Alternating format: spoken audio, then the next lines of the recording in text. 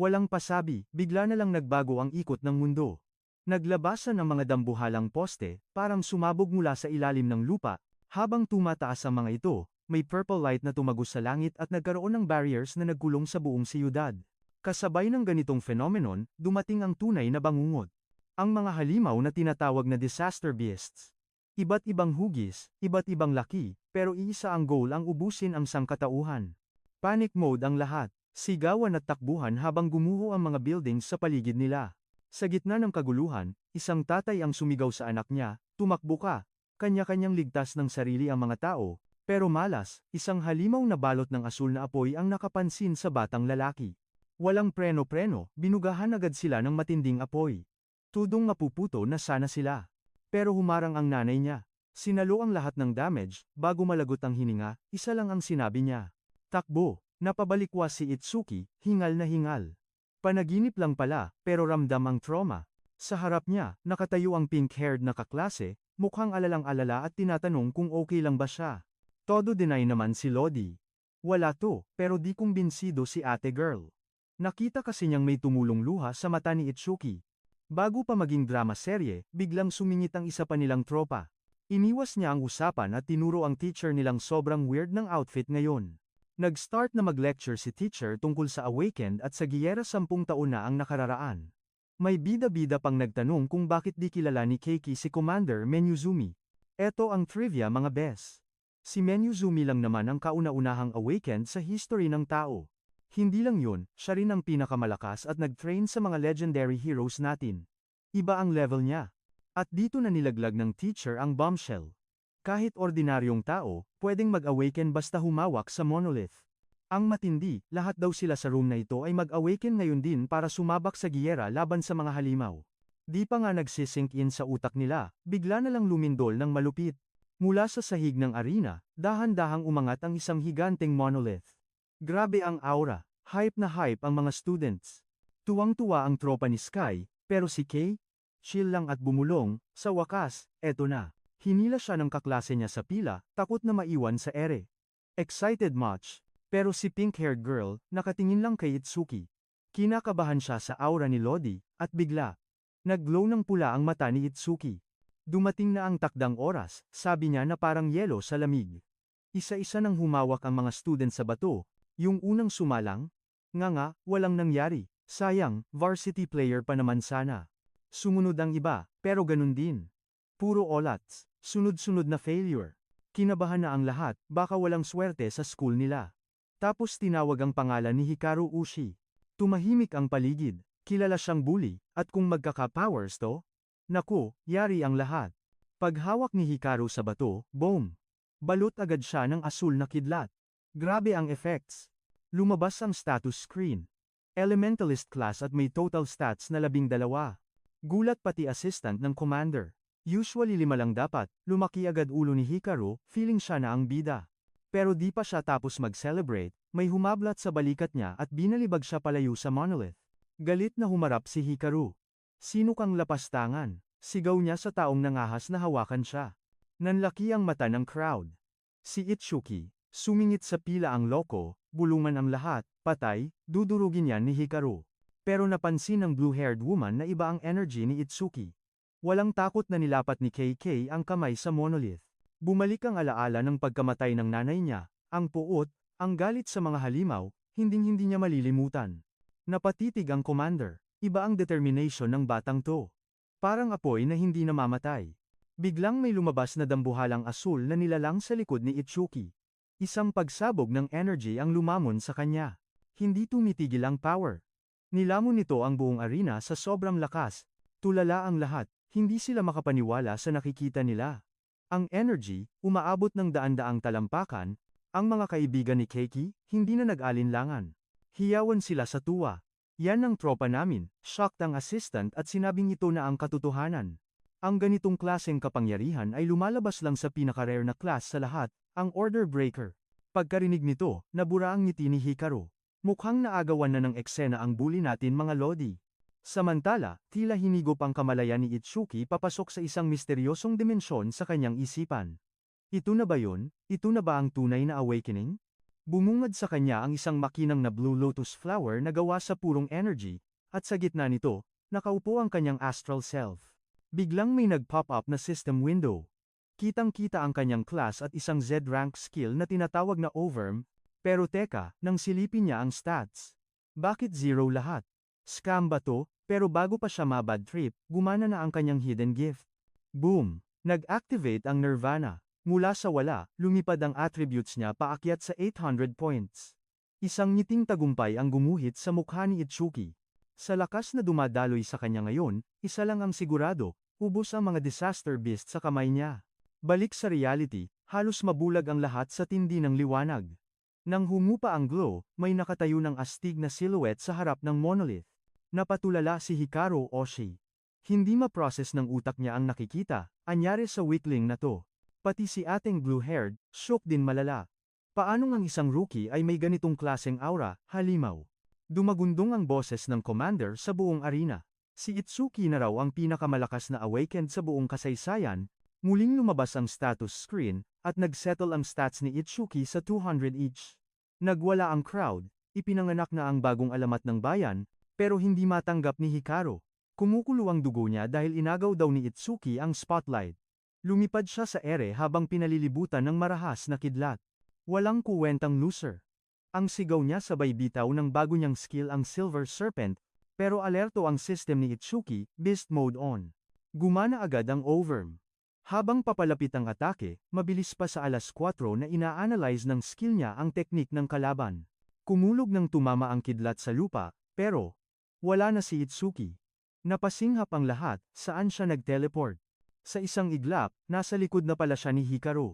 Hinawakan niya ito sa ulo ng mahigpit, parang bola lang. Yumuko siya at bumulong ng nakakakilabot, swerte ka tao ka, dahil kung hindi, kanina ka pa bangkay. Binitawan niya ito at lumayo. Bagsak sa lupa si Hikaru, parang lantang gulay na nawala ng lakas.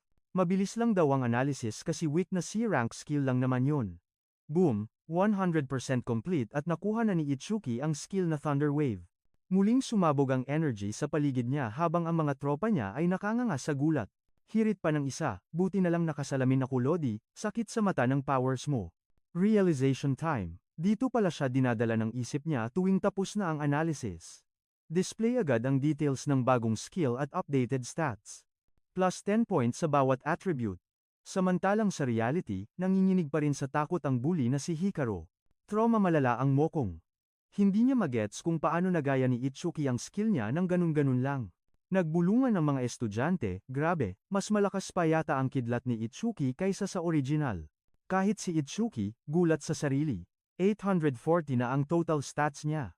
Pero teka, biglang nagdilim ang langit. Bumuhos ang malakas na ulan na bumasa sa buong arena. Kinabahan ang lahat, may masamang paparating. Pagtingala nila, Diyos ko po, isang dambuhalang itim na monolith ang bumubulusok mula sa himpapawid, direkta sa school. Itigil ang seremonya, sigaw ng commander. Takbuhan na, evacuation na this. Feeling ng blue-haired assistant, target ang commander kaya pinapaalis na niya ito. Sir, retreat na tayo. Hindi tayo pang frontline. Pero umiling ang commander. Alam niyang kapag tumakbo siya, magkakagulo lalo ang lahat at magpapanik ang crowd. Sa halip, tinuro niya si Itsuki. Habang nagkakagulo ang iba, ang bida natin, chill lang na nakatayo at humaharap sa panganib. Main character energy talaga. Napaisip si ating assistant, bakit hindi tumatakbo ang batang yan? Hibang na ba siya? Blag. Bumagsak ang dambuhalang poste sa arena, alikabok everywhere. Sigaw ng mga tropa. Itsuki, takbo na. Ano pang hinihintay mo? Pero may lumabas na disaster beast. Nag-apoy ang galit sa mata ni Itsuki. Papatayin ko kayong lahat, bulong niya ng may diin. Pinigilan siya ni Riko at ng pink-haired girl, halos magmakaawa na sila. Rookie ka palang uy, huwag kang magpakabayani, mamamatay ka lang dyan. Lumingon si Itsuki kay ate girl at kalmadong sinabi, magtiwala ka sa akin. Ayun, instant blush si Inday. Pero hinila na siya agad ni Riko palayo, bahala ka sa buhay mo, wag mo kaming idamay pag nategi ka dyan. Isang nakakakilabot na ngiti ang gumuhit sa mukha ni Itsuki, ito na ang first blood niya bilang awakened. At tadhana nga naman, ito ang uri ng halimaw na pumatay sa parents niya. Lumabas ang stats ng Skeleton Soldier 295 points total. Walang atubili, susubukan niya agad ang bago niyang powers. Sugod mga kapatid. Nagbanggaan ang dalawa, grabe, yumanig ang buong arena sa lakas ng impact. Sumigaw si Itsuki ng buong puso, wala nang mamamatay sa harap ko. Sabay suntok ng kamaong balot ng kidlat sa dibdib ng kalaban, basag. Grabe ang impact, tumalsik palayo ang creature at sumabog ito, nagkapira-piraso agad sa kinatatayuan niya. Nganga ang assistant at ang kasama niya. Hindi sila makapaniwalang napatalsik ni Itsuki ang halimaw sa isang suntok lang. Pero pumreno agad si Commander, malakas nga ang bata, pero may dalawang deadly skills pa na tinatago ang skeleton na yan. Una diyan ang Bonefire. Isang cursed flame na pag dumikit sa'yo, goodbye ka na at magiging abo ka agad. Napasigaw sa takot ang mga tropa niya nang biglang nilamon ng asul na apoy si Itsuki. Sa gilid, humagalpak naman ng tawa si Hikaru. Kampante siyang matutusta na si Itsuki hanggang sa wala nang matira. Pero sa gitna ng impyerno, kusa na namang gumana ang overmiss at nagumpisang iskan ang ability ng kalaban. Seryosong sabi nung blue-haired woman, kahit level 10 awakened pa yan, tiklop agad pag tinamaan ng Bonefire. Napakuyom na lang si Commander, sayang na sayang kung dito lang magtatapos ang isang henyong tulad ni Itsuki. Habang nilalamon ng apoy ang katawan ni Itsuki, biglang bumaha ang mga alaala sa isip niya. Ang nanay niya, nakatayo sa harap niya habang nasusunog sa parehong asul na apoy para iligtas siya. Halos sumabog ang dibdib niya sa sakit, pero iba ang kutob ni Commander. Alam niyang hindi pa ito ang full power ni Itsuki, sigurado siyang may alas pang tinatago ang bata, at sa wakas, 100% na ang analysis. Umalingaw-ngaw ang boses ni Itsuki sa apoy, kalmadong sinabing tapos na ang laban, ang mga tropa niya, bagsak balikat na, akalang false hope lang ang lahat.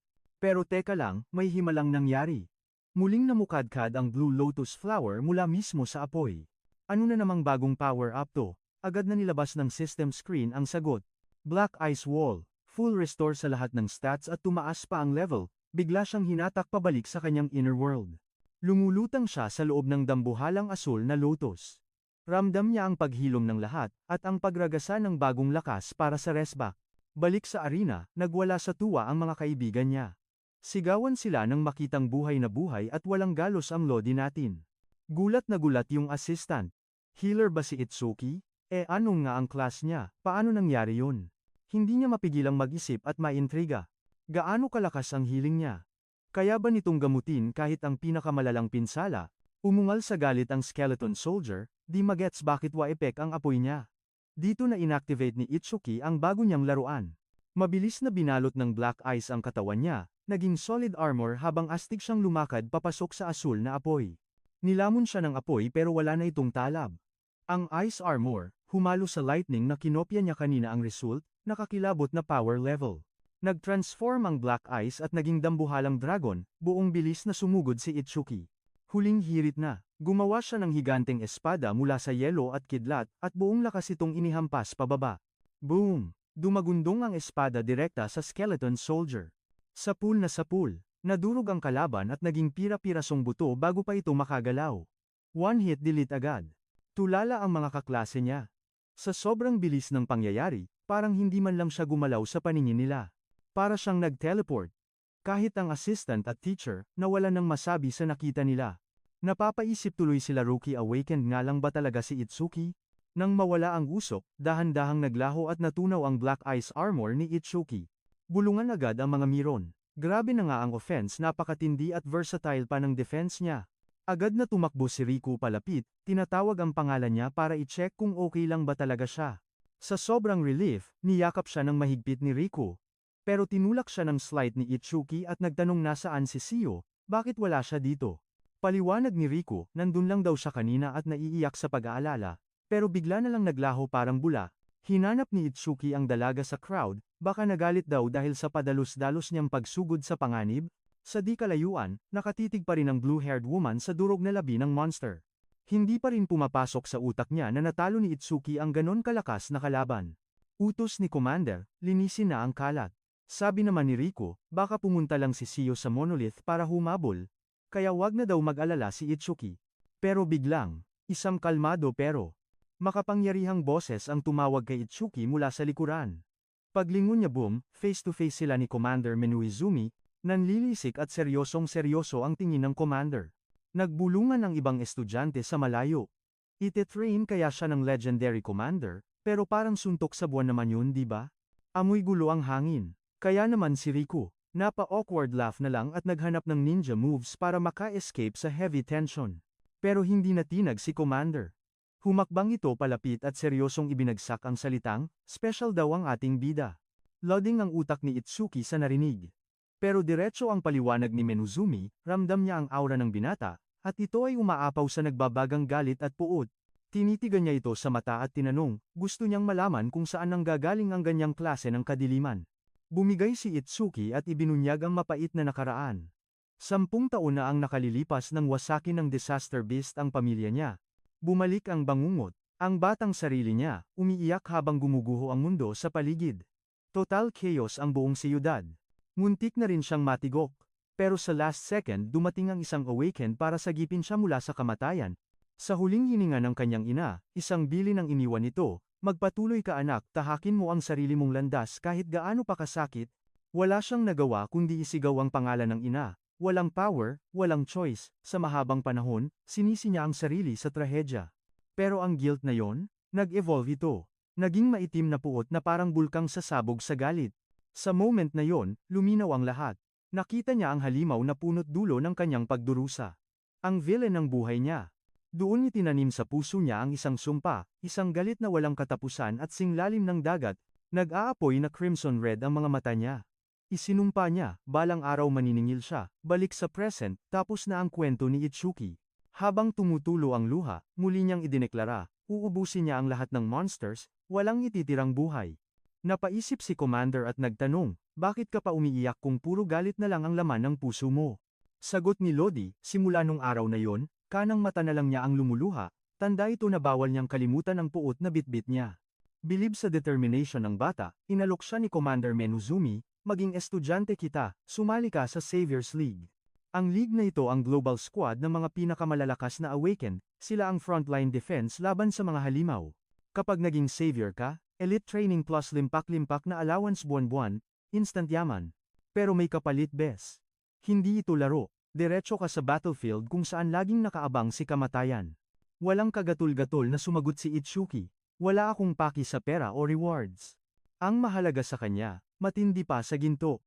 Kuyom ang kamao, isinigaw niya, gusto kong maging savior para makipag-upakan sa front lines. Tumango si Commander, pero may kondisyon. Kailangan niyang pumasok sa top 100 sa tournament na may mahigit 1,000 participants. Dagdag pa ni Menuzumi, hindi siya ang standard, pero share na rin niya ang world record. Ang high score, 115,000 points. Gawa yan ng isang hero mula Taiwan, 11 years ago pa. Kilala agad ni Itsuki ang pangalan. Siya ang tinaguriang liwanag ng sangkatauhan, ang G.O.A.T. ng mga awakened. Aminado si Commander, mukhang kahibangan na ikumpara ang sarili sa ganoong alamat. Pero, naniniwala siyang may hidden potential si Itsuki na pumantay sa level ng idolo. Titig mata si Itsuki sabay declare, lalampasan ko pa ang legendary Taiwan. Napataas ang kilay ni Commander sa tapang ng bata. Sa mabilis na flashback, minsan nang sinabi ni Taiwan, kailangan ng bagong araw na sisikat para manalo tayo sa giyera. Balik sa present, nakangiting bumulong si Menuzumi, sa wakas, nagpakita na ang hinihintay kong araw. Dinala si Itsuki sa ibang lugar. Sa harap ng isang dambuhalang istruktura, napatanong siya, ano to? Paliwanag ni Sensei, ang mga batong ito ay portals papunta sa mundo ng mga halimaw. Kapag pinatay mo lang ang monsters pero iniwan ang portal, walang silbi, tuloy-tuloy lang ang respawn nila. Kaya ginawa ang pasilidad na to, kinukulong ang mga gate at ginagawang training ground ng mga warriors. Tanong ni Itsuki, training facility? Sagot ni Commander, isa itong stage. Pero warning lang bes. Sobrang deadly ng mga halimaw sa loob, ang tawag nga dito ay, libingan ng mga rookies. Pinaalala niya kay Itsuki, yung idol mong si Taiwan. Nung rookie pa siya, inabot ng 3 minutes and 14 seconds bago ma-clear to. Hamon ni Menuzumi, tapusin mo ng under 3 minutes. Kapag nagawa mo, official na kitang estudyante. Pagpasok nila, all eyes on them. Agad nakilala si Commander, at nagbubulungan ang mga marites, sino yung rookie na kasama niya. Nagulat si Itsuki sa atensyon. Ganun ba talaga kasikat si Lodi? Bulong niya sa sarili. Sa screen, nakalagay, Internal Difficulty Level 10 Beasts. Napalunok si Itsuki, gaano ba kalakas yan? Dumami ang mga usisero, kanya-kanyang theory tungkol sa ating bida. Sabi ng iba, pogi lang yan, walang binatbat. Pero deadma si Itsuki. Lumapit siya sa counter at sinabing, papasok na ko sa stage. Tanong ng receptionist, ilan kayo sa party? Sagot ni Itsuki na puno ng angas, ako lang mag-isa, solo flight. Napanganga na lang si ate girl sa gulat. Solo flight na nakatayo si Itsuki sa entrance with main character energy. Lahat ng mata, nakagluw sa kanya habang naghihintay ang stage. Ramdam mo ang intense na pressure mula sa malayo, inirapan siya ng receptionist, akala prank lang to. Sinigawan siya na, hoy, delikado dyan. Gusto mo bang matigok ng maaga? Tawanan ng mga tsismoso sa paligid, akala nila, nagpapapansin lang si Koya para makascore kay ate. Pero binara siya agad ni Itsuki ng malupitan. Wala akong pake sayo, sabi niya. Nandito lang daw siya para sa bakbakan, hindi para sa landian. Smirk lang si ate, feeling ngera masyado. Akala niya nagpapa-hard to get lang si Itsuki, kaya inabot pa niya ang number niya. Haba ng hair. Isang nakakamatay na tingin ang ganti ni Itsuki. Huwag mo kong subukan, ang aura niya. As in, reject agad ang number. Sa sobrang bigat ng aura niya, napatras si ate girl. Para siyang binuhusan ng malamig na tubig sa takot. Nanginginig na inabot niya ang bracelet. Bahala ka na sa buhay mo sa loob, warning niya, wala daw siyang sagot kapag na-deadball siya. Simula na ng bullying session ng crowd, tanga daw siya. Level 0, papasok sa level 10? Suicide mission na to, mga lodi. Sabi ng iba, baka may hidden talent. Pero hirit ng isa, asa pa. Level ang basehan dito, hindi pangarap. Deadma si Itsuki sa mga bashers. Dire-diretso siya sa gate at tinapat ang wrist para iscan ang bracelet. Umilaw ang screen. Confirmed. Itsuki Tenma, entering the chaotic stage. Nag-crack ng knuckle si Lodi at huminga ng malalim. Ang mission, tapusin ang lahat in under 3 minutes. Speedrun lang? Pagka-scan, nag-start na ang digital countdown. Game face on na. Ito na ang tunay na laban. Nag-alab na pula ang mga mata ni Itsuki. Humarurot siya ng takbo sa malawak na field na parang kidlat. Mas malaki pala ang loob kesa sa akala niya. Biglang preno si Lodi. Ramdam niya, may mga halimaw na paparating. Walang pasabi, isang wooden monster ang biglang sumugod sa kanya. Level 4 lang pala, yakang-yaka. Gumawa siya ng ice blade at swish, hati sa gitna ang kalaban sa isang pitik lang. Napangiti ng may kayabangan ng ating bida, relax lang siya habang nagpapalabas ng bagong weapon, isang dambuhalang ice axe ang nabuo sa kamay niya, sino pang matapang dyan, hamon niya sa mga nakapaligid. Bilang sagot, isang batalyon ng wooden monsters ang lumabas. Pinalibutan siya, handa ng kuyugin ang ating bida. Sa labas, nag-aalala ang assistant ng commander. Bakit naman doon yun nilagay? Pang pro na yon, hindi pang rookie. Imposible daw malampasan si Taiwan.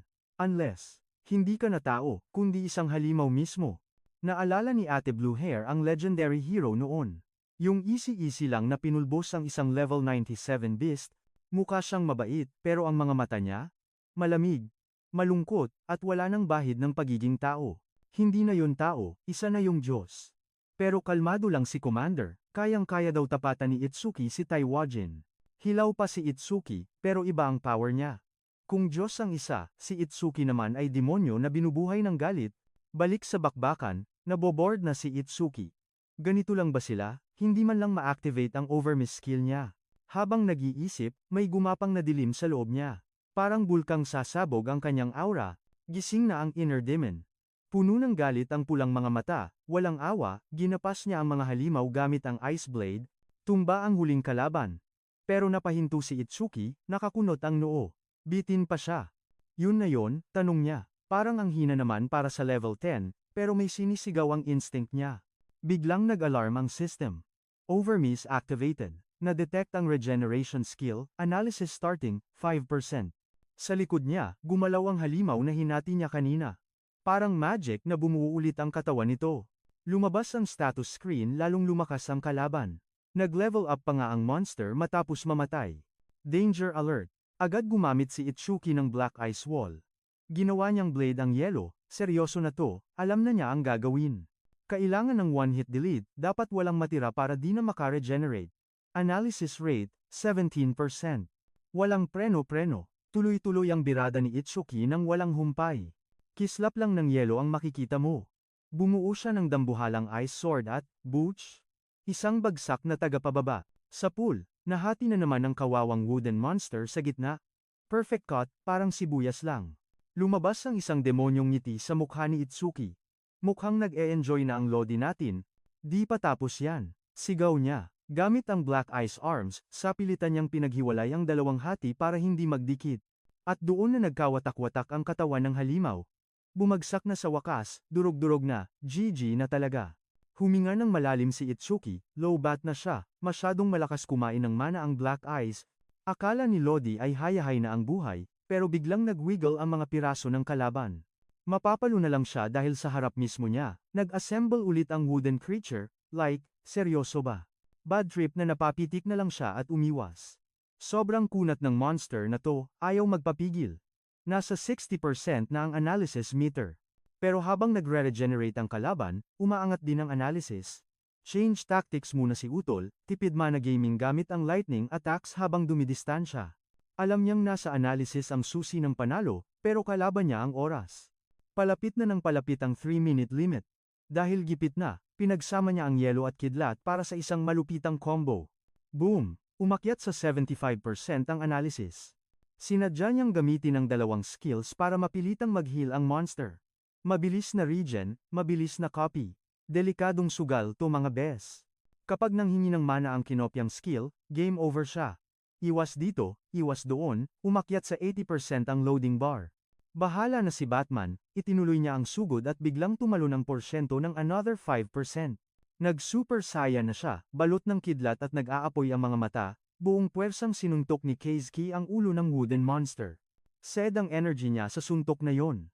Nanginginig ang tuhod at halos di na siya makatayo sa sobrang pagod, pero sa moment na yon, biglang may tumubong mga spike sa halimaw at tinuhog siya. Aray ko po. Ramdam niya ang sakit at zero bat na ang mana niya. Pero wait, nakangiti pa ang loko? Hindi pala gumagamit ng mana ang skill na nakuha niya. 100% complete na ang analysis, sa kanya na ang huling halakhak.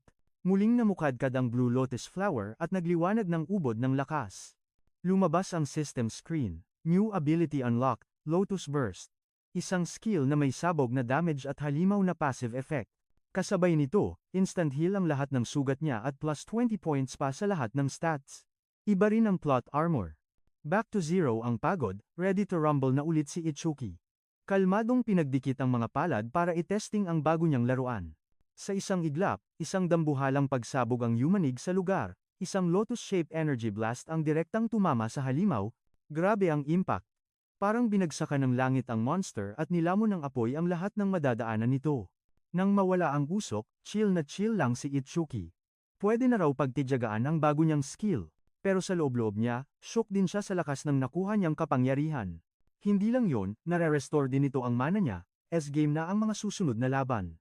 Nang humupa ang alikabok, napansin niya ang isang bagay na kumikinang sa sahig, isang green crystal na may kakaibang aura. Napakamot siya ng ulo, ano kaya to? Samantala sa labas, stress drillo na ang receptionist. Magti 3 minutes na at ready na siyang tumawag ng emergency rescue. Umiling naman ang assistant ng commander. Imposible raw na matapos agad ang stage, pero sure naman siyang hindi matatalo ang ating bida. Biglang nag-green ang screen. May notification na new record daw. Tahimik ang lahat bago naghiyawan sa gulat. Yung babaeng blue-haired, di makapaniwala. Paano niya nagawa yon? Konkretong ebidensya sa screen, 2 minutes and 14 seconds. Nanlaki ang mata niya at sumigaw, wala pang 3 minutes ah. Ilang saglit lang, lumabas si Itsuki sa portal at bumagsak sa sahig, low bat na low bat. Deadma sa pagod, proud na ibinalandra ng screen ang bago niyang record. Nagkagulo ang crowd. Tinalo niya ng 1 minuto ang record ni Tywin, at take note, level 0 rookie lang siya. Lodi. Dahan-dahang tumayo si Itsuki at tumingin sa commander. Ang tanong, official student na ba siya? Isang maangas na ngiti ang binitawan niya sabay tawag ng master sa commander. Napangiti rin si Commander Menyuzomi. Pinuri siya nito at formal na tinanggap bilang disipulo. Bulong ng assistant, ngayon lang daw niya nakitang ganito kasaya ang commander, himala. Gulat ang lahat na student na siya ng commander, pero may mga bitter pa rin na nagdududa sa potensyal niya. Napansin to ng receptionist kaya lumapit siya ng nahihiya, namumula pa ang pisngi ni ate girl. May inabot siyang munting regalo at nagsorry sa pagtataray niya kanina. Tinanggap naman ni Itsuki ang box at sinabing no problem lang. Nagpasalamat pa siya sa concern ni ate, kaya ayun, kilig to the bones at pulang-pula na si Miss Receptionist. Pero sumingit ang epal na blue-haired girl. Inis na nagyaya nang umalis. Binalaan pa niya si Itsuki na wag lumaki ang ulo porket estudyante na siya ng tatay niya. Si Commander naman, may sadistang suggestion. Dadagdagan daw ang difficulty dahil masyadong madali ang stage. Ready na raw si Itsuki sa advanced level. Grabe siya. Habang naglalakad sila palayo, nag-drop ng wisdom si Commander tungkol sa tunay na lakas. Hindi raw level ang basehan, kundi ang mismong species ng halimaw. May mga beast na puro instinct lang, pero may iba na kasing talino o mas matalino pa sa tao. Yun ang legit na delikado. Singit naman ni ate na blue hair, same vibes lang daw ang awakened at beasts. Ang pinagkaiba, tao lang ang may classes. Kaya ang hatol kay Itsuki? Straight sa District 4, kung saan naglipa na ang malalakas na halimaw. Dumilim ang mukha ni Itsuki. Napaisip ang ating bida. Naramdaman kaya ng mga pinatay niya ang sakit? Nanlamig ang assistant sa naramdaman niyang aura, grabe ang killing intent na lumalabas kay Lodi. Sa di kalayuan, nagbubulungan ang mga marites. Hawak daw ng isang Reiki no Shida ang buong District 4. Manahimik ka nga. Saway ng kasama niya, baka mategi sila kapag may nakarinig. Sa kabilang banda, chill lang si Reiki no Shida, ang aroganteng anak ng chief. Tinanong siya ng guard kung aalis na ba, pero ngumisi lang ang loko, lugar ko to, aalis ako kung kailan ko gusto. Sabay hirit na pang-commoner lang daw ang pila. Iba talaga kapag mayaman. Balik kay Itsuki, binuksan niya ang regalo. Bumulaga ang isang kumikinang na puting bato. Habang tinititigan ito ng assistant, nanlaki ang mata niya. Kilala niya kung ano to. Tanong ni Commander Menuzumi. Nakakita ka na ba ng Karma Stone? Habang hawak ang kristal. Naalala ni Itsuki yung green crystal dati. Same feeling, pero iba ang kulay. Puti ang hawak niya ngayon, pero berde yung nakuha niya sa beast noon. Shocked si ate girl. Impossible daw makakuha ng intermediate Karma Stone sa isang rookie stage. Ipinaliwanag naman ni Blue Hair kung ano ba talaga ang Karma Stones para sa mga noob. Kapag tumba ang kalaban, naglalabas ito ng energy na hinihigop para mag-level up. At ang Karma Stone, power bank yan na nag-iipon ng energy para magamit later. Ang ipinagtataka niya, paano nagkaroon ng ganyan kalakas na item sa low-level stage? Hirit ni Commander. Dahil yan sa gift ni Itsuki. Nga naman ang dalawa sa narinig. Normally, dapat diretso sa katawan ni Itsuki ang experience points. Pero ang twist, hindi man lang siya nag-level up. Ang teorya, aksidenteng nahigop nila Commander at ni ate ang experience. Kumbaga, na-KS nila ang bida. Dahil walang mapuntahan ang natirang energy, namuo ito at naging Karma Stone. Science. Tanong ng assistant. Paano lalakas ang stats niya kung bawal siya mag-level up? Agad siyang binara ni Commander. Classified information, yan, wag kang ano. Sinabihan niya si Itsuki na bahala na siya sa bato. Aalis na daw siya para sa isang conference. Bago umalis, nagbigay siya ng 4 na utos. Itago ang sikreto, wag madaldal, at tapusin ang 6 stages. Tumango si Itsuki ng may ngiti. Masusunod, Master. Samantala sa District 4, nag-iingay ang dalawang awakened. Reserved daw kasi ang stage para sa mga Kinoshida. Uminit ang ulo ng isa. Porket may pera kayo, akala nyo hawak nyo na ang mundo. Pilit siyang pumapasok. Wala pa naman daw ang rich kid na yun eh. Nang harangin ng guards, nagbanta siya. Isusumbong ko kayo sa guild. Biglang may lumitaw na anino sa likuran nila. Pulang mata, sabay, butch. Isang malupit na suntok. Tumalsik ang mama. Walang preno, sumugod agad ang halimaw papunta sa kasama nito. Nataranta ang kasama at gumamit ng earth defense technique. Nagbanggaan ang dalawa, pero wasak, durog ang depensa, tulala ang awakened sa nakita niya. Wa-epek ang B-rank skill niya. Hindi man lang bumagal ang kalaban, bumulaga ang metal na mukha at nagliliyab na pulang mata. Kiliti lang yun pang-aasar niya. Nanigas sa takot ang awakened. Tao ba to? Dapat tumatagos sa kahit ano ang teknik niya eh. Hinablot siya sa kwelyo ng metal na halimaw. Sa sobrang takot, hindi na siya makagalaw. Walang awa, isang malupit na banat uli ang pinakawalan ng kalaban. Walang palag ang kawawang awakened, hindi man lang makadepensa. Sa wakas, namukhaan din ng crowd ang nambubugbog. Si Taro Oga, ang siga ng Arkinoshida. Isang level 12 metal awakened. Mahigpit ang kapit ni Lodi sa dalawang awakened, sabay banta ng malupit na bawal ang epal dito, ang sinumang pumalag, diretso sa hukay ang bagsak. Para damanyo ang bagsik, binalibag niya yung isa na parang sako ng bigas, yung isa naman, binitbit sa leeg at sinakal na parang manok. Nanlisik ang mga mata niya sa crowd, wag na kayong mag-isip na umeksena pa, ang sigaw ng kanyang aura. Isang nakasutang ninerbiyos at lumapit, "Oy, hinay-hinay lang, daming CCTV. Baka daw mag-beast mode si Master kapag nalaman to." Pero si Teru, deadma malala sa warning. Puno ng pangmamaliit, itinapon niya ang baguhang awakened sa semento. Wala siyang pakialam sa consequences, boss level ang yabang. Sakto namang dating ni Itsuki at ng chicks na blue-haired. Rumesbak agad sila sa sugatan, na nanginginig na tinuro si Teru bilang salarin. Nag-umpisa na ang Marites Convention sa paligid, hala, level 0 lang yan diba? Naghahanap ba siya ng sakit ng katawan? Ang hirit ng iba. Yung iba naman, napapaisip. Teka, parang familiar yung kasama niyang bebot? Umungol sa galit si Teru. Walang daan dito. Layas kung ayaw mong madurog ang buto mo, Totoy. Gets na agad ni Itsuki ang misyon. Kung gusto niyang pumasok, kailangan niyang ilampaso ang mokong na to. Tatawag sana ng admin si ate girl, pero pinigilan siya ni Itsuki. Biglang nag-flashback sa kanya ang words of wisdom ni Master. Ipaglaban mo ang tama gamit ang buong lakas mo. Binalingan niya ang assistant, ikaw na bahala sa kanila, ako na ang didisiplina sa halimaw na to. System activated. Lumabas ang stats ni Itsuki. Napahalakhak si Teru sa sobrang yabang. Seryoso ka ba? Level 12 ako, tapos ikaw, level 0 lang? Joke time ba to? Pero teka, biglang bumigat ang hangin. Nanlaki ang mata ni Teru nang makita ang total stats ni Itsuki, 605 points. Kahit lamang siya sa level, biglang nangatog ang tuhod niya sa kaba. Hindi niya magets, pero iba ang aura ng bata. Sinubukan niyang basahin kung saan nanggagaling ang lakas ng loob at tila nakatagong kapangyarihan nito. Bigla na lang. Sa refleksyon ng mata ni Teru, nakita niya si Itsuki na sumusugod na parang kidlat sa bilis. Wala pang 1 second, booch. Bumunak ang kamao ni Itsuki sa bakal na mukha ni Teru. Napanganga ang buong barangay. Sigaw ng isang spectator, level 8 na ako pero ni anino niya hindi ko nasundan. Sa tindi ng impact, may kasamang shockwave. Nag-crack ang metal na mukha ni Teru, basag ang depensa. Napapaatras si Teru sabay hawak sa basag na mukha. Pwede. Mabilis ka, Totoy. Pero yung suntok mo, parang kagat lang ng langgam, kulang sa asim. Ganti ng bully, isang malupit na sipa. Tumalsik si Itsuki sa sahig na parang pinatid na lata. Habang bumabangon, na-realize ni Itsuki na hindi uubra ang purong lakas lang.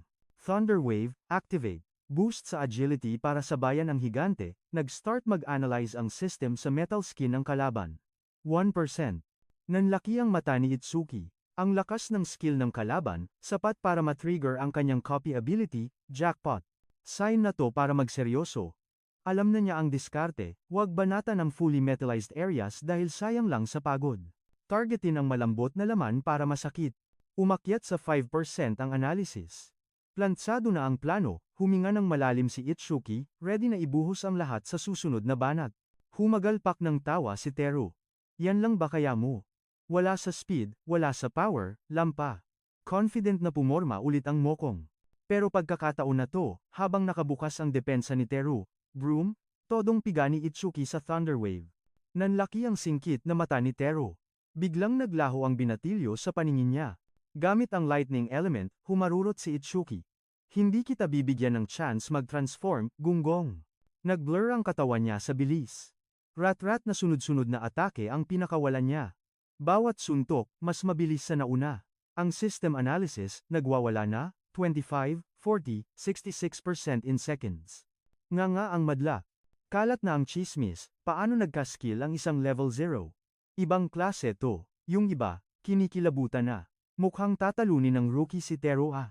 Nagpanik na ang bully. Overwhelming ang speed ni Itsuki. Na-realize ni Teru na kapag nagtuloy-tuloy to, hindi lang siya matatalo. Madudurog siya ng pino. Di siya makaporma. Sa sobrang pressure, binulyawan na niya ang mga alipores, wag kayong tumunganga diyan. Tulungan niyo ko, pero deep inside, alam niya na. Sagad na siya sa limitasyon. Gigil na gigil at nag-iinit ang ulo, inilabas niya ang kanyang huling baraha. Isang malakas na sigaw ang yumanig sa paligid. Roar. Sumabog ang absurd na energy mula sa kanya. Napunit ang damit niya sa tindi ng pressure at tuluyang binalot ng bakal ang buong katawan, full metal form activated. Umakyat na sa 88% ang analysis. Hingal kabayo na si Tiaro pero may gana pang magpasalamat sa matinding pressure. Bakal na ang buong katawan ni Mokong, instant defense boost, lagpas 500 points ang kunat niya ngayon. Ngiting tagumpay ang loko. Balak sana niyang hatiin si MC, pero dahil mabait daw siya, quick death na lang daw ang regalo.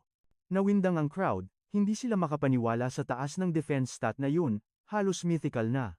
Kanina lang, akala nila panalo na si level 0, pero tignan nyo si Itsuki, chill lang si Lodi.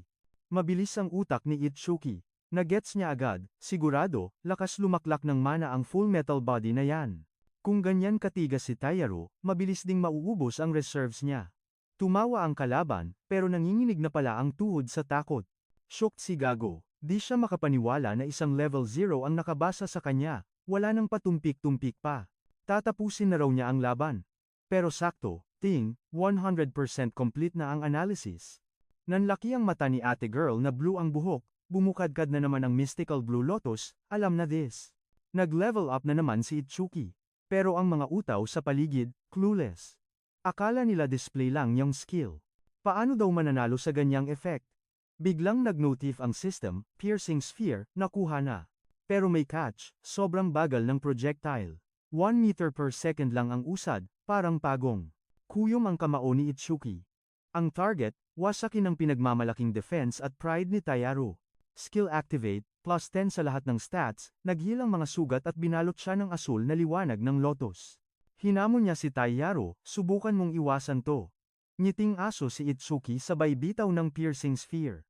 Napasinghap ang lahat, kakayanin ba ng level 0 na gasgasan ang defense ng isang level 12 elite?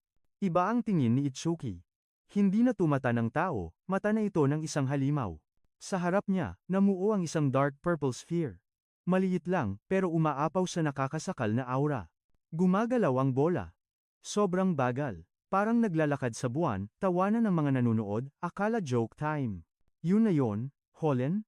Pangaasar ng isa. Nakitawa na rin si Tayaru, full confidence sa kayabangan. Huwag daw siyang patawanin. Ito na ba daw ang trump card ni Itsuki? Isang mabagal at kawawang bola? Sabi ni Tayaru, pathetic daw ang ending ni Itsuki, pero biglang, blag, sa pool sa dibdib. Tahimik ang lahat. Segundo lang, namilipit ang mukha ni Tayaru, puro shock at sakit ang rehistro. Nanlaki ang mga mata niya, sakit na never pa niyang naramdaman, ngayon lang tumama at nanalaytay sa katawan niya.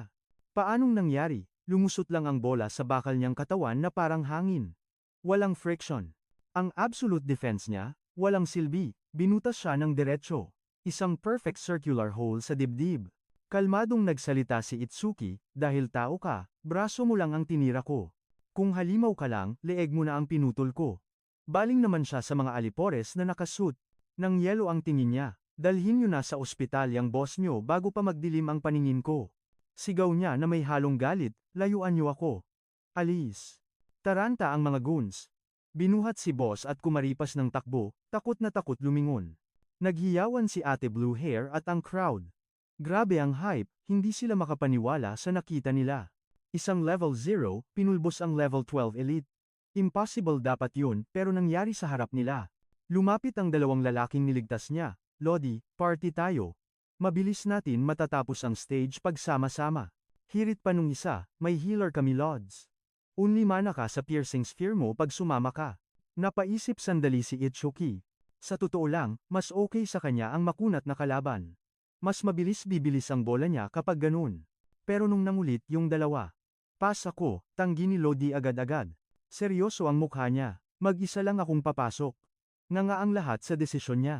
Advanced level 15 yun. Solo flight, sabi agad ni ate girl, naghahanap ata siya ng sakit ng katawan. Napabuntong hininga na lang yung fanboy. Sige Lods, iba na lang hanapin namin. Nag-alala si assistant, super kunat ng boss dun. Baka maubusan ka ng mana sa loob. Walang problema, sagot ni Itsuki ng kalmado. Namula agad si ate, hindi naman ako nag-aalala no. Sa sobrang hiya, nag-excuse na lang siya. Bahala ka na nga dyan, aasikasuhin ko lang yung sugatan. Bago siya tumulak, may pa-remind si ate girl. Ingat daw sa mga stone beasts dahil squad goals, kung umatake ang mga to, at kailangan niyang tipirin ang mana points. Isang cool na tango lang ang sagot ni Itsuki sabay lapit sa gate. Welcome to the game, Awakened Tenma. Confirmed na ang entry. Pagapak niya sa stage, pause muna para mag-scan ng paligid. Grabeng vibes, tumalawak, puro bato, at amoy danger, at disyerto ang hangin. Pero teka lang, scam, yata to. Di hamak na mas marami ang kalaban kaysa sa inakala niya. Mula sa malayo, eye-to-eye contact, agad ang mga stone creatures na to. Creepy, ng glowing eyes, parang kakain ng tao. Buti na lang na-pop up ang system stats. Total points, 460. Ability, convert magic to defense. Napangisi tuloy ang lodi nyo. Jackpot, ito ang hinihintay niya.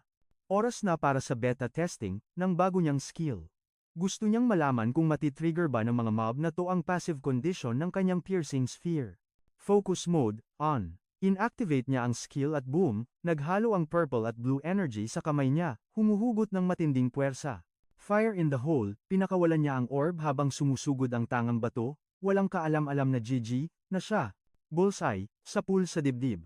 Isang malaking butas ang bumaon sa katawan nito, instant delete, sa earth. System notification, level 9 stone statue defeated. Napangiti si Itsuki ng nakakaloko, tama ang hinala niya. Piercing sphere speed, boosted, by 100%. Sabi na pero, oops, may 3 pang epal na lumabas para humarang. Nag-aalab sa galit ang mga mata nila, iba ang bad trip, ng mga to kumpara sa nauna, mukhang triggered, na sila. Habang naghahanda silang sumugod, kalmado lang ang bida natin. Na-realize niyang ang mga slow poke, na to ay perfect practice dummy para sa bago niyang laruan. Crack, kidlat ang bumalot sa katawan niya. Isa-isa niyang inubos, ang mga kalaban, pero syempre, mindful, pa rin sa kanyang mana bar. Pero teka, may aberya? Ang mahal pala ng maintenance, 50 mana ang kaltas sa bawat tira ng piercing sphere. Sa natitira niyang reserves, 2 tira na lang ang kaya niya. Sakto namang may 2 pang mobs, na papalapit ng sabay. Wala pa si Big Boss, sa stage. Gets niya agad kailangan niyang magtira ng pangmalakasang, atake para sa finale. 1 shot, 1 kill. No, dapat, 1 shot, double kill. Wala siyang choice kundi tapusin ang 2 to sa isang bitaw. Humugot ng malalim na hininga si Itsuki, nag-ipon ng puwersa, at, blag, pinatama ang sphere sa lupa. Nagkaroon ng smoke screen dahil sa kapal ng alikabok, nagliparan ng mga bato at debris. Nawala sa paningin ng mga halimaw ang target nila, confused much, ang mga kalaban. Sinamantala ni Itsuki ang gulo. Tumalon siya ng pagkataas-taas, high ground obtained. Ito ang perfect spot para sa ambush. Gumuhit ang isang malademonyong ngiti sa mukha niya. Ang mga mata, nag-glow ng pula dahil sa point adrenaline rush, habang iniipon ang lahat ng natitirang lakas. Walang kurap, sinisik niya ang bawat patak ng mana, sa sphere at pinakawalan ito mula sa ere ng may full force, parang bulalakaw ang purple energy, na humati sa hangin, boom, headshot, sapul ang 2 halimaw ng sabay. Double kill confirmed. Tumaas na naman ang speed ng sphere. Pero pagbagsak ng paa ni Itsuki sa lupa, lowbat, na talaga siya. Tumba agad. Empty tank, na ang lodi nyo, C-mode pati mana reserves. Para siyang lantang gulay sa sahig. Hingal kabayo siya habang nagrereklamo, sana daw may healing skill siya. Pero kahit laspag, nakasingit pa rin ng ngiti ang mokong. Worth it, ang pagod. Na-realize niyang ang piercing sphere ay kayang tumama sa targets habang gumagalaw ng 5 meters per second. Sobrang buff na ng skill niya. Skill update, speed increase up to 500%. Kaso, biglang nag-vibrate ang lupa. May paparating na sakuna. Isang dambuhalang anino ang tumakip kay Itsuki. Eto na ang hinihintay ng lahat, ang stage boss. Isang nakakabining poon roar, ang yumanig sa paligid. Lumabas ang higanteng stone creature at naglipara ng alikabok sa lakas ng entrance nito. Hindi lang basta malaki, nag-activate pa ng B-rank skill, Gigantification, lalo itong naging monstrous, status check, level 15. Total points, 777. Sa harap ng ganitong times boss fight asterisk, agad nag-activate ng times thunderwave times ang bida para times boosted times ang agility ng 50%. Takbuhan na to. Napaisip siya ng mabilis kakayanin ba ng piercing sphere niya na butasin ang ganitong kunat na kalaban. Parang pader Quick math, para ma-maximize ang damage output, kailangan niyang asintahin ang ulo, headshot lang ang pag-asa. Buwis-buhay siyang tumalon sa ere, at ayun, nakita niya ang opening, ito na ang chance.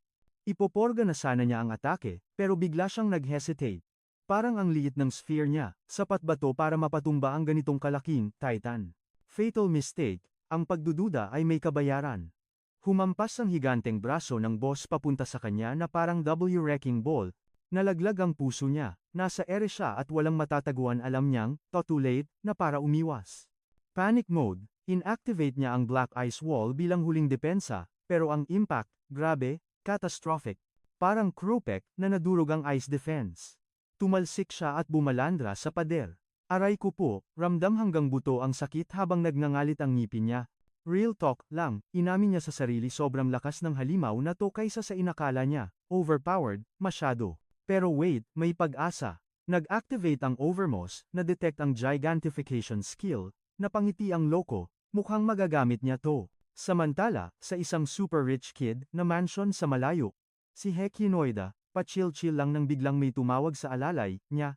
Halos mawalan ng kulay ang mukha ng tauhan sa sobrang gulat, pero imbes na mag-alala, super bad trip lang si Rai sa ingay. Bulyaw niya, pwede ba, hinaan mo, yang boses mo, alam mong ayoko ng skandaloso di ba? Nanginginig na nag-sorry ang subordinate at dali-daling nagpaliwanag. May unknown entity daw na tumalo kay Tiaru Oga at sapilitang inagaw ang stage na naka-reserve para sa Kinoida family. Agad na nagdilim ang aura ni Rai. Nagngangalit ang kanyang mga mata habang nagtanong, sino yan? Isang awakened na above level 30. Lakas ng loob niyang banggain tayo ah. Umiling ng mabilis ang lalaki, pawis na pawis. Explained niya na busy lahat ng high-level awakened sa ibang misyon ngayon. Mga rookie lang ang nandoon, sir. Pagkarinig nito, naningkit ang mga mata ni Rai na parang ahas, kung gusto mo, ako na ang. Impossible dapat na matalo ng isang pipitsuging rookie si Takaro. Dahil dito, humingi ng karagdagang detalye si Rai, pero halatang mainit na ang ulo niya. Pero bago pa makapag-explain si kuya, binara na siya agad ni Rai.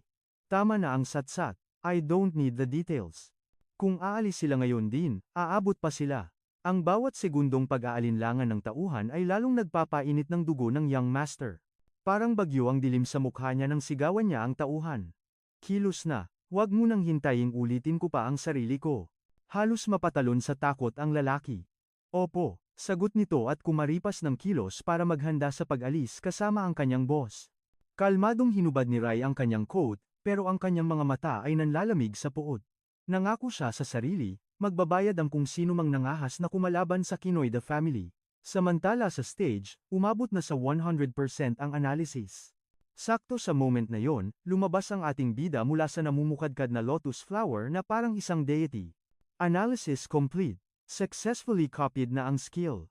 Sa harap niya, nakatayo pa rin ang dambuhalang stone creature, nakatitig at naghihintay ng maling galaw. Napansin ni Itsuki na tapos na ang loading bar, at kasabay nito boom, nag-level up ang kanyang piercing sphere sa level 2. Biglang nag-pop up ang isang holographic screen sa harap niya, puno ng updated stats at info.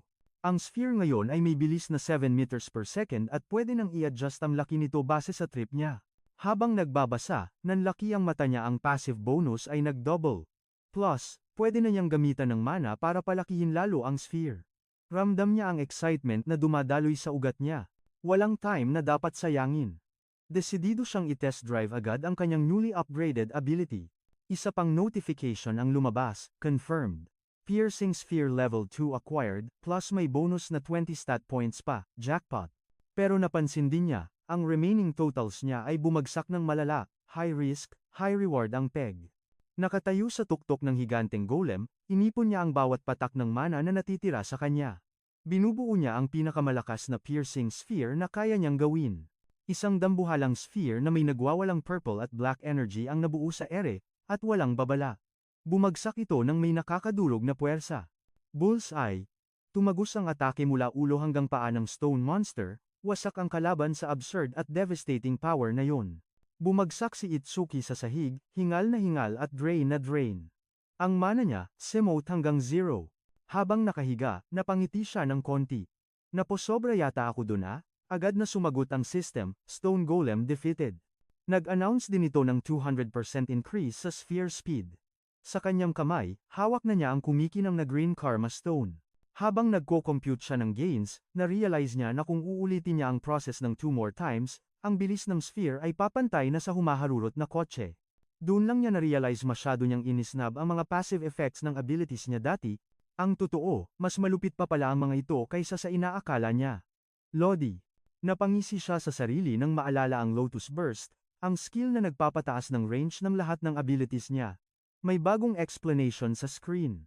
Ang Lotus Burst ay nagdadagdag ng skill range na 1% sa bawat kill, Habang ini-imagine niya kung gaano ito kalakas in the future, halos sumabog ang utak niya sa excitement. Sa labas ng arena, umilaw ang malaking scoreboard para ipakita ang results.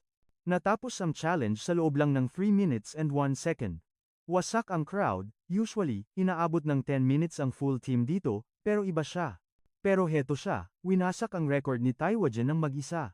Nang makita siya ng mga spectators na lumabas, lalo silang nalito at na-shocked. Level 0 pa rin siya sa stats at mukhang walang kahit anong galos, parang nag-park lang.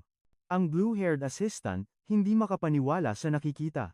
Sabi niya, pinaasa niya na naman tayo, pero this time, wala man lang siyang single scratch at record breaker pa. Manghang-mangha siya sa bilis ng binata, nakatingin dito na parang nakakita ng multo. Kalmadong nagpaliwanag ang ating hero, mahina lang talaga yung creature sa piercing attacks. Yun lang yun, napaka-humble. Tapos, tinuro niya ang glowing butterfly sa tabi ng babae at nagtanong ng may ngiti, ano yan? Nagpakilala ang babae bilang isang Shikigami user. Paliwanag ni ate girl, yan daw ang kanyang jade familiar, napatitig ang binata, manghang-mangha.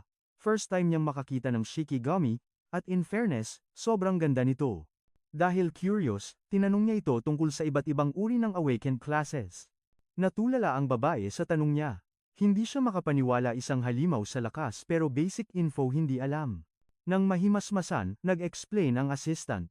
May 4 main categories daw ng awakened classes, at sa totoo lang, na-encounter na ng bida ang 3 sa mga ito. Ang una ay ang mga elementalist, mga taong kayang mag-manipulate ng isa sa 7 elements. Sila ang pinaka-common na makikita mo, pero wag ka, considered sila as one of the strongest classes. Binanggit niya ang kaklase ni Itsuki bilang example ng isang elemental awakener. Pati yung halimaw na nakalaban niya kanina, isa ring metal elementalist. Next naman ang Shikigami users. Sila yung mga summoners na may alagang familiar, at sa master lang nila ito sumusunod. Revealed din na simula birth, kasama na niya ang familiar niya. Lumalaki ito kasabay niya, at kitang-kita pa ang detailed stats nito. Pagkatapos ng mahabang explanation, tumingin sa kanya si ateng blue hair at kalmadong nagtanong kung may questions ba siya. Tinitigan muna ni Itsuki yung jade butterfly bago siya nagbitiw ng real talk, halata namang mas malakas pa yung Shikigami kesa sa amo nito. Sabay hirit pa siya ng malupit na tanong, senior ka ba talaga dito? Napa-freeze si ate girl. Sobrang na-shock siya, namula ang mukha sa hiya, at halatang na bad trip sa pagkaprangka ng ating bida. Para hindi mapahiya, pinaliwanag niya agad na nag-absorb din kasi ng experience points ang mga Shikigami ng kusa. Kaya naman hindi nakapagtataka na laging mas OP ang mga alaga kesa sa masters nila. Pagkarinig nito, biglang dumilim ang aura ni Itsuki. Nag-iba ang ihip ng hangin. Sa isip-isip niya, sa totoong laban, mas madaling tirahin rekta yung user kesa makipagbuno sa Shikigami. Bigla namang kinilabutan si atang blue hair. Umaapaw na naman kasi ang dark aura ng bida, tahimik pero nakakapangilabot. Bakas ang takot sa mga mata niya habang nagtataka kung anong klaseng nilalang ba ang kaharap niya. Pero deadma lang si Itsuki. Kalmado niyang tinanong kung ano ang sunod na class, dahil dalawa pa lang ang na-e-explain nito. Napilitang magpatuloy ang assistant, medyo nag-hesitate pa siya bago i-reveal na ang third class ang pinakamisteryoso sa lahat at konti lang ang info tungkol dito. Walang ano-ano, tinuro niya si Itsuki at sinabing ito ang class niya, ang Orderer. Maski si Itsuki, nagulat sa revelasyon. Ang rason kung bakit ang hirap intindihin ng mga Orderer ay dahil bawat isa sa kanila, may kanya-kanyang unique abilities. Sobrang wild ng variety ng skills nila, gaya na lang ng Blue Lotus Flower ng ating bida. May ibang Orderer na nagbabago ng size, may nagko-clone, at may nag-i-stretch ng katawan. Usually, ang skills ay naka-rank from C hanggang S. Pero ibahin mo ang mga Orderer, sila lang ang may exclusive na Z-rank skills. Ang unique abilities na to ang dahilan kaya sila special at dangerous. Kaya pala siya pinagalitan ng tatay niya nung inusisa niya ang skills ni Itsuki. Tinawag niya si Itsuki na isang irregular existence. Biruin mo, nakagamit na siya ng 3 different skills, at 2 dun pang elementalist pa. Napaisip naman si Itsuki. Tutal wala naman ang master niya, okay lang kahit ituloy pa ni ate girl ang pagdadaldal tungkol sa kanya. Kaya tinanong niya ang tungkol sa huling class. Pero imbes na sumagot, nilagay ng babae ang daliri sa labi, senyales na zip your mouth. Ngumiti siya ng nakakaloko at sinabing punishment daw yun dahil ayaw mag-share ni Itsuki ng info tungkol sa sarili niya. Tinanggap to ni Itsuki nang walang reklamo. Binalita rin ng babae na safe na yung estudyanteng niligtas niya, sabay tanong, ano na next move mo? Walang kaabog-abog, sinagot ni Itsuki na balak niyang i-clear ulit ang stage. Pero nag-warning agad ang assistant may 2-day cooldown pa bago siya makapasok ulit. Nadismaya siya sa tagal ng hintayan. Pagkatapos mag-isip, nag-decide na lang siyang mag-focus sa pag-level up ng skill niyang Lotus Burst.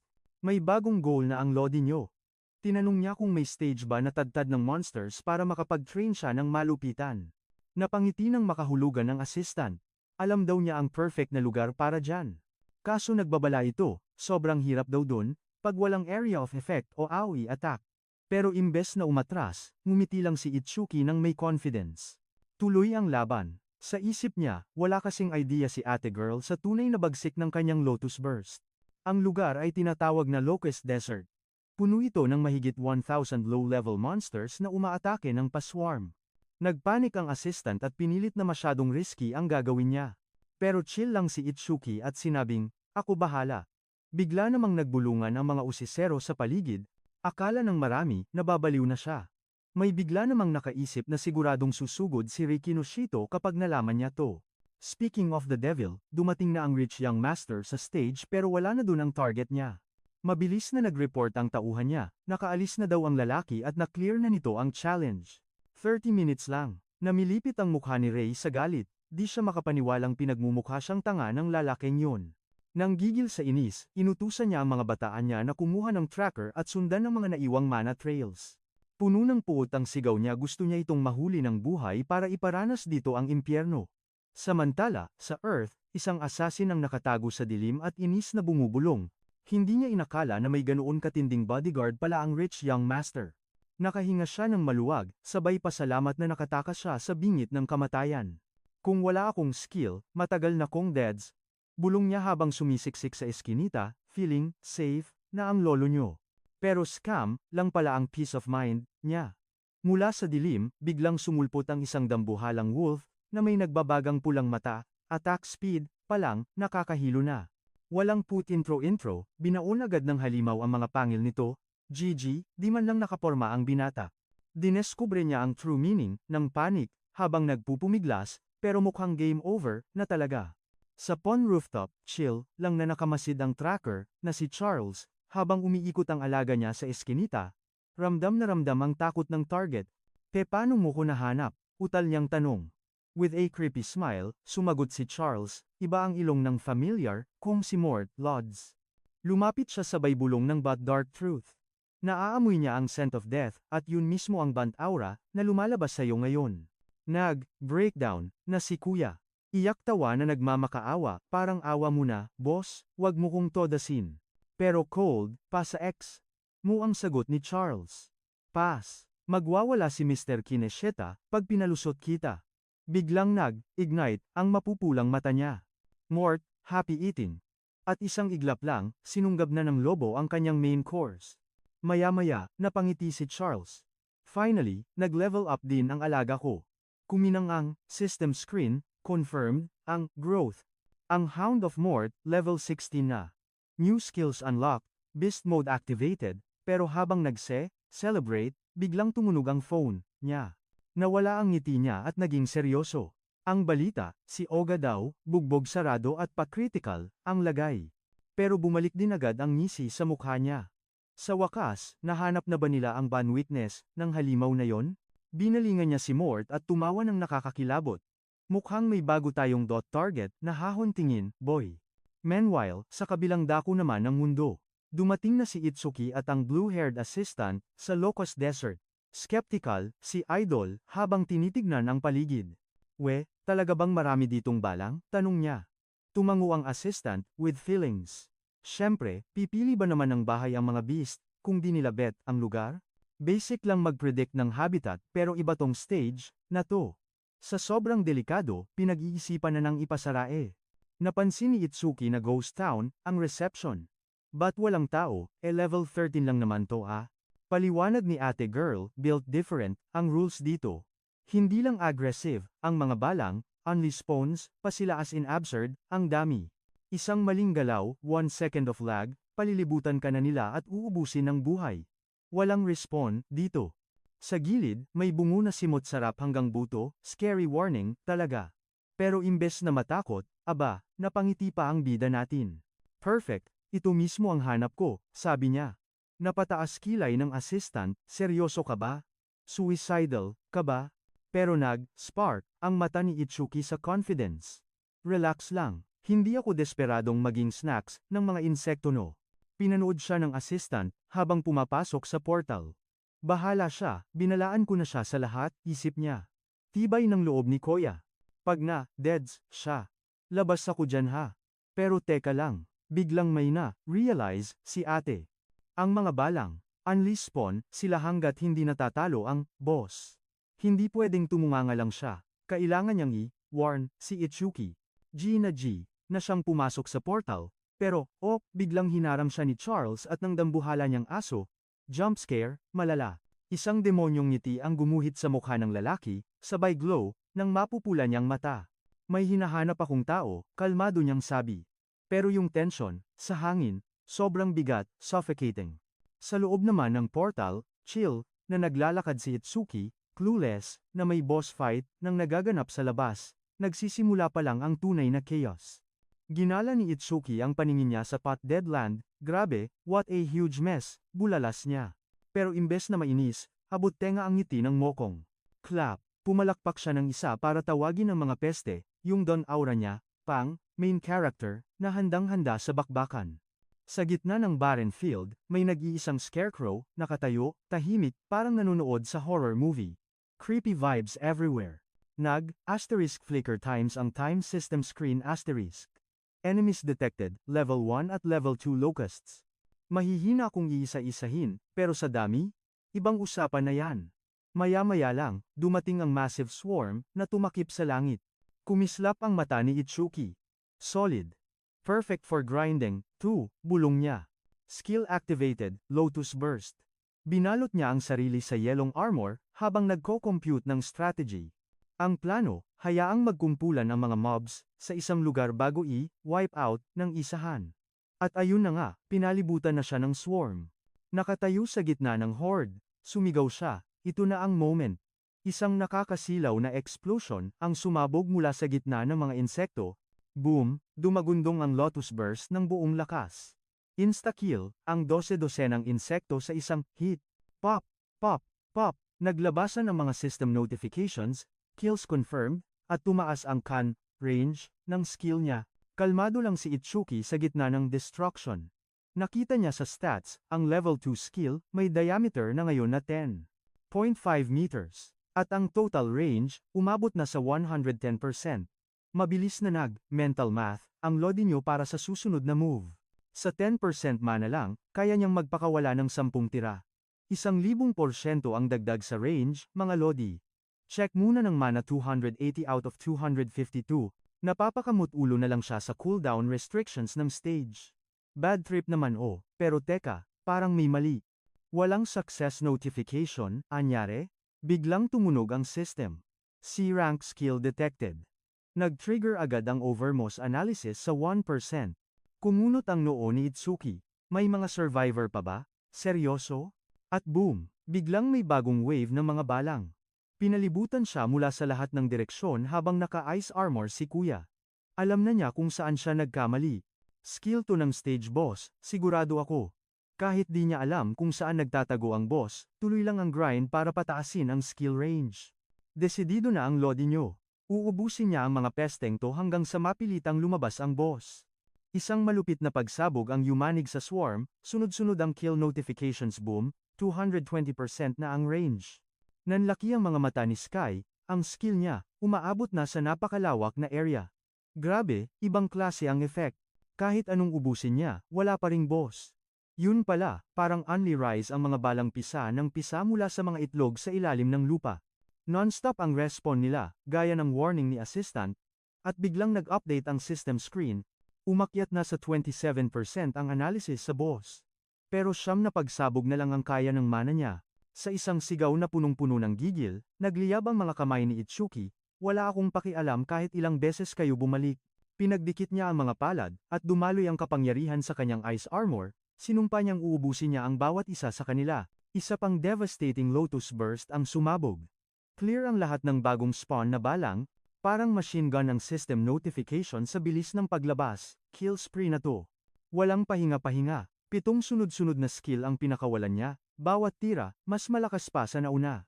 Yumanig ang buong disyerto sa tindi ng kanyang banat, solid na patunay sa destructive power ng abilities niya. Ipinakita ng system na ang diameter ng skill ay nasa 545 meters na, may bonus pang 990%, halimaw.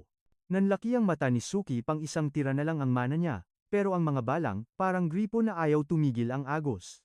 Napapaligiran na siya, sigaw niya, wala ba silang katapusan? Mukhang delikado na talaga ang sitwasyon, wala pa rin yung boss. Naisip niyang tumakas para tapusin ang analysis sa safe zone, pero agad niyang pinalis yun sa isip niya. Ang pag-atras ay para lang sa mga talunan. Hinding-hindi ako susuko. Nag-alab ng pula ang kanyang mga mata, handa na para sa huling banat, papatayin ko kayong lahat. Pinakawalan niya ang huling Lotus Burst. Lahat ng lakas, ibinuhos na niya. Sa sobrang pagod, napaluhod na lang siya. Kapag nagtuloy-tuloy ito, bibigay na ang katawan niya. Kahit ilang pagsabog, parang di naman nababawasan ang mga peste. Nag-update ulit ang system screen, analysis reached 91%. Pagtingin niya ng maigi, level 1 na lang ang mga sumunod na balang. Doon na gets ni Itsuki Infinite Reproduction ang skill ng boss. At sa wakas, lumabas na sa lungga ang Locust Queen. Kita sa screen ang stats, level 13, at kaya niyang mag-control ng 110 na balang sabay-sabay. Alam na ni Itsuki ang gagawin tegiin ang pinagmulan. Ang problema, simot na ang mana niya. Konti na lang, matatapos na sana ang analysis. Biglang lumitaw ang isang asul na sphere. Analysis complete, ligtas na ang Lodi niyo sa bingit ng pagkatalo. May nakuha siyang bagong skill Monosense, bawat enemy detected, 10% mana ang balik, grabe. Napangisi ng nakakaloko ang bida niyo. 1,000 metro ang range, tapos may only mana refill pa. Pwede sana niyang gawing farming spot to habang buhay, pero tatapusin na niya ang laban. Naghihintay pa sa labas si blue-haired assistant eh. Confirmed. 10 points sa lahat ng stats at full tank na ulit ang health at mana niya, let's go. Ang total stats niya ngayon, pumalo na sa 120. Gamit ang bagong lakas, inisken niya ang battlefield gamit ang mana sense. Isang wave ng blue energy ang kumalat sa disyerto. Sa pool, huli ka, Locust Queen sa ilalim ng lupa. Nagliwanag ng asul ang mga mata ni Itsuki at gumuhit ang isang ngiting tagumpay sa kanyang labi. Sa wakas, nahanap din kita, bulong niya ng may angas. Humarap siya sa Queen para sa huling banat, kampante ang tindig niya, kahit magtago ka pa sa likod ng mga anak mo, tepok ka pa rin, inipon niya ang lahat ng lakas sa piercing sphere. Sinamahan pa ng passive abilities. Rumagasa ang orb ng napakabilis at biniyak ang lupa. 120 meters ang inabot ng atake, sapul sa mukha ang Locust Queen at tumalsik ng malala. Bago pa siya makabuelo, nasa likod na niya agad si Itsuki. Kumikidlat sa katawan at kumikinang ang ice armor sa ilalim ng araw. Sa ngiting demonyo at nag-aapoy na mata. Alam na ng lahat, tapos na ang boxing. Sa isang iglap, ginawang shaved ice ni Itsuki ang Queen gamit ang kanyang ice blade, wasak ang depensa, finish na agad. Kitang-kita ang panik ng mga locusts. Wala na si Queen Mother, kaya total chaos na ang buong swarm, parang mga headless chickens. Nag-init ang kamay niya sabay ngisi, chill lang kayo. Isusunod ko na kayo kay mommy, boom. System confirmed, roasted na sila. Grabe ang upgrade. Pumalo na sa over 1,210% ang skill range, at ang piercing sphere, abot na ng 131 meters. Hindi pa tapos ang system update. Palaki ng palaki ang diameter ng Lotus Burst. Patunay lang na isa ng ganap na halimaw si Itsuki, check nyo to. Umabot na sa 65.5 meters ang lawak ng Lotus Burst. Sabayan pa ng upgraded range ng piercing sphere. Overpowered na talaga. Dampot ng loot sabay ngiti si Idol. Solid ng harvest ngayon ah. Balik ako later para i-max out ang passive ko, bulong niya sa sarili. Paglabas niya ng stage, new record holder na naman. 17 minutes and 7 seconds lang, iba talaga ang speedrun king. Bigla niyang naalala si assistant. Sureball, nag-aalala na yun. Naku, handa na ang tenga niya sa sermon ni Madam. Natawa na lang siya sa kakyutan nito.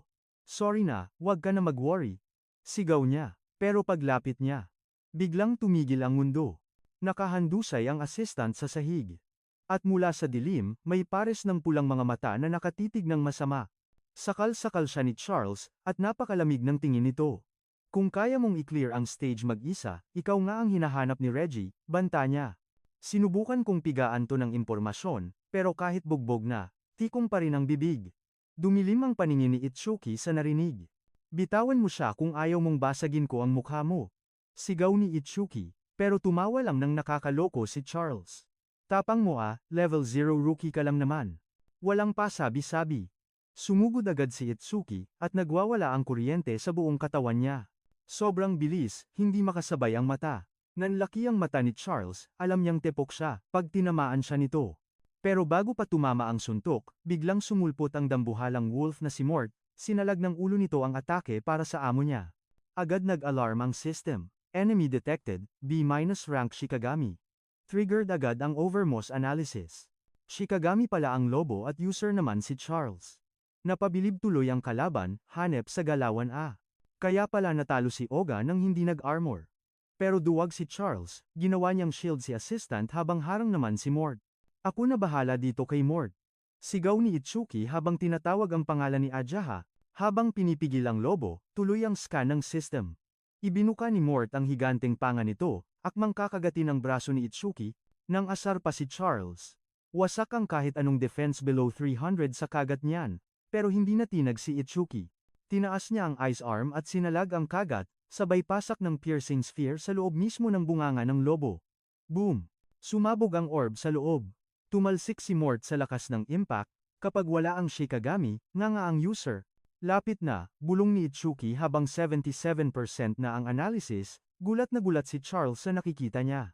Rookie ba talaga to? Pagtataka niya. Agad niyang inutusan si Mort dahil may cheat skill pala ang lobo na mabilis ang revival. Walang hinto, agad na nag-regenerate ang katawan ng dambuhalang lobo, activate monosense. Isang wave ng energy ang kumalat sa battlefield, parang sumasayaw lang si Itsuki sa pag-iwas sa mga atake. Sulit ang skill na to. Pero kahit patapos na ang analysis, nagdalawang isip siya. May kailangan siyang itago. Kapag nilabas niya ang Blue Lotus ngayon, siguradong magdududa si Charles sa totoong lakas niya. Panic mode na si Charles. Power, speed, at detection hindi niya madapuan si Itsuki, lugi siya sa laban. Wala nang choice ang gag. Binantaan na naman si assistant. Kapag pumalag pa si Itsuki, tepok na ang hostage. Gusto sana niyang tapusin ang scan ng walang Blue Lotus, kaso gipit na. Buti na lang. Ding, analysis complete. Unlock achievement, nakuha niya ang skill na Shikagami Eater. Kaya na niyang kontrolin ang alaga ng may alaga. Plus 20 points sa stats. Kaso palpak ang healing effect dahil hindi kumpleto ang copy activation, sayang. Narealize niyang dahil sa pag-skip ng Blue Lotus kaya nawala ang heal, pero deadma na si Itsuki. Hindi naman niya kailangan yun. Full health na siya at ready ng rumesback. Sumugod ulit si Mort, ito na ang perfect time para subukan ang bagsik ng Shikagami Eater, kaya niyang agawin ang control ng isa pang Shikagami. Nag-apoy sa pula ang mata niya. Hinawakan niya sa ulo si Mort at sumigaw, akin na ang asong to. Binalot ng nakakabulag na asul na liwanag ang lobo. Nagbabago ang anyo nito sa harap mismo nila. Under control na ang beast. Habang distracted si Charles, sinamantala to ni Itsuki isang malupit na sipa ang nagpalipad sa kalaban. Halos sumabog sa galit si Charles. Hindi siya makapaniwala, walang kwentang hayop, sigaw niya. Matapos kitang pa-level upin, mas lalo niyang hinigpitan ng sakal kay assistant, isa pang galaw, tatapusin ko na talaga to. Gamit ang huling lakas, bumulong si Ajaha. Huwag mo akong intindihin, lumaban ka lang. Nag-init ang ulo ni Iske at sinenyasan ang kalaban. Hoy, huwag mong subukang hawakan ang chicks. Hands off. Ngumisi lang nang nakakaasar si Charles. Kung naging good boy ka lang sana, edi hindi nagdusa ng ganito si ate girl. Nagloading ang utak ni Iski sa pagtataka. Teka, close ba tayo? Ba't ka nang gigil dyan? Wala naman akong atraso sa'yo Ako si Charles, pakilala ng yelong demonyo. Pinadala ako ni Rinesa para hulihin ka. Pagkarinig sa pangalan, parang nag-alarm ang sistema ni Iski. Si Rikinesita. Kailangan ko siyang mahanap, pero nag-aapoy ang mata ni Charles. Pag gumamit ka ng yelo, goodbye legs ka kay Mort. Biglang nag-utos ang mokong. Mort, lapain mo ang dalawang paa niya ngayon din, pero si Iski, chill lang, parang bibili lang ng suka. Mort, ipakita mong deserve mong maging pet ko. Boom! Nagliwanag ang noo ng wolf at sa isang iglap, loyal na siya sa bagong boss. Gamit ang Godspeed, nasalo ni Iski si Aja. Bridal carry ang peg habang ngumangawa si Charles sa sobrang gulat. Hindi ma-process ng utak niya kung bakit siya tinitira ng sarili niyang alaga, anyari. Lumapit si Iski sa wolf na ngayon ay maamo na. Good boy, sabi niya with matching proud daddy vibes. Pero nag-iba ang aura niya nang tumingin kay Charles. 100 beses kang magbabayad sa ginawa mo sa kanya, humanda ka. Taranta na si Koya, ituturo ko si Ray. Wag mo lang akong tepokin, pero nag-red eye si Izzy, ngiting demonyo na. Pwede, mukhang magandang offer yan, bulong niya, pero alam mong may catch. Nakakita ng butas si Charles. Naghagis ng giant ice spike, mamatay ka na. Sigaw niya, pero si Izzy, wa-epek ang drama. Ikaw ang madedo, banat ni Izzy. Trabaho ko si Ray pero trabaho ni Mort na iparanas sa'yo ang karma. Iyak tawa na si Charles, nagmamakaawa. Pero deadman na ang wolf, gutom na si Doggy. Sumugod si Mort, full power at gigil na gigil. Sigaw ni Charles, ako ang master mo. Hoy, bawal yan. Alalahanin mo ang pinagsamahan natin. Pero parang hangin lang siya sa wolf. Walang effect ang drama niya. Bumuka ang bunganga ng wolf game over. Habang busy si Mort, nag-scan naman si Izzy sa paligid. May umaaligid. Kanina pa may stalker dito simula nung umalis ako sa stage, bulong niya. Kalmado pero ramdam mo ang angas. Tumindig siya at sumigaw, labas dyan. Huwag ka nang magtago, amoy kita. Sa gitna ng malawak na wheatfield, tahimik pero intense ang vibes habang nakatayo ang stage sa likuran. Biglang lumabas ang isang hooded figure. Matik na nagsungit si Izzy. Tropa ka ba nung nakasombrero? Napaatras ang blonde. Hindi po, friendly ako. Pakinggan mo muna ang offer ko. Pero walang time si Lodi sa chika. Tinalikuran lang siya. Mort, ubusin mo na yung pagkain mo, tapos sunod ka sakin. Nanlaki ang mata ng lalaki, kung kaya niyang pasunurin ang halimaw na yan, baka siya na ang sagot sa problema ko, isip niya. Nagpakilala agad siya, ako si Abaria. Kilala kita, ikaw yung tumalo kay Taruoga, idol. Deadma si Izzy, pero makulit si Abaria, tutulungan kita. Gusto mo ng creation stones, weapons, sagot ko na. Akala niya kakagat agad sa grasya ang bida. Pero umiling lang si Izzy, hindi siya mukhang pera. Ang reward, dapat swak sa pangangailangan, isip niya. Parang tubig sa disyerto, dapat relevant. Sandata para sa mandirigma, gamot para sa sugatan. Biglang nag-click kay Abaria, alam ko na ang kailangan mo. Nag-alala siya bigla. Dahan-dahan sa chicks. Pag di naagapan yan, baka hindi na siya umabot sa ospital. Lumambot ang mukha ni Izzy. Nilabas niya ang glowing healing scroll. Chill ka lang, sagot ko ang buhay niya. Napapikit sa gulat si Abaria. Hindi instant yan, pero buhay siya dyan. Teka, gagana ba yan kahit may damit? Tumango si Abaria. Rare artifact yan bro. Rookie ka pa lang kaya di mo alam ang galawan. Walang silbi ang normal na bakal sa mga halimaw, pero iba ang artifacts, nag-lecture na siya bigla. May 4 na klase, common, rare, epic, at ang pinakamalupit unique. Common pang basag ng bungo, pero ang rare at epic, stat boosters at may special effects pa. Buff kung buff. Ang unique, god tier na yan. Sobrang lakas ng bonus, parang cheat code na sa laro. Mahina kaming mga artisan sa bakbakan, dagdag ni Abaria. Pero nirerespeto kami ng lahat, lalo na ang tatay ko. 3 na ang ginawa niyang unique artifacts. Siya lang naman ang artisan king ng North. Pero si Izzy, walang paki. Tinalikuran ulit si Abaria, may ibang napupusuan ang mata niya. Nanlaki mata ni Abaria nang pulutin ni Izzy ang crossbow ni Charles. Hala, hindi ka man lang na-impress sa kwento ko. Sinuri ni Izzy ang loot. Rare artifact. Unli ammo. Tumanggo si Abaria. Oo, quality yan. Pag soulbound, pwede i-store sa inventory. Kaya nawala nung hinawakan mo, napangiti siya ng slight. Salamat sa healing, Lodi. Goods na siya at least for now. Pero nagbago ang ihip ng hangin para kay key new mission unlocked, huntingin si Rayanoa. Pagkarinig sa pangalan, nanlaki ang mata ni Arya shook ang lolo nyo. Iba rin ang tapang mo para harapin siya, pag-amin niya sabay seryoso ng mukha. Pero kung si Rayanoa ang target mo, we are on the same boat, pre. Napataas naman ang kilay ni Itsuki, nagtataka kung anong trip nito. Agad namang nag-explain si Arya, gusto kong mag-team up tayo para sa Saviors National Tournament Preliminaries. G ka ba? By continent ang labanan, at ang northern venue ay nasa District 4. At alam mo ba, si Rayanoa ay anak ng Chief Certified Nepo Baby. Gusto niyang umabot sa main event nang hindi napapahiya ang angkan niya, kaya sinusolo niya ang lahat ng stages para mag-level up. Napaisip naman si Itsuki sa narinig. Pero, why me? Tanong ni Itsuki. Nagkibit balikat lang si Arya, malakas ang kutob ko feel ko papasa tayo pag magkasama. At dito na siya nag-open up tungkol sa drama ng buhay niya. Since day one ng pagkabata, saksi siya sa pagcraft ng airpods niya ng mga artifacts bawat isa, masterpiece. Kaya naman, sobrang taas ng respeto niya rito. Natural lang na nangarap si Arya na maging isang awakened, gusto niyang rumesbak at makipagbabanatan sa mga disaster beasts. Pero nung naunlock na niya ang powers niya at humingi ng artifact, na-reject siya ng sariling ama too soon pa raw. Matapos ang matinding pakiusapan, pumayag din ang airpods niya. Magkakaroon lang siya ng legendary gear kapag pumasa siya sa tournament preliminaries gamit ang sariling sikap, nag-alab ang mata ni Arya sa determinasyon. Kailangan kong pumasa, no matter what, napakunot-noo si Itsuki. Bakit hindi ka nalang sumama sa high-level player? Sikat naman ang tatay mo, di ba? Umiling ng mabilis si Arya, bawal yon, pre. Warning ng tatay ko, kailangan kong magtagumpay nang hindi ginagamit ang pangalan niya, bawal ang Cloud Chaser. Isa pa, base sa intel, nahakot na ni Rinoa ang mga halimaw na players. Pero nung nalaman kong may tumalo kay Takaro at winasak ang record, hinanap talaga kita. Ikaw yun, di ba? Walang paligoy-ligoy na tumango si Itsuki bilang kumpirmasyon.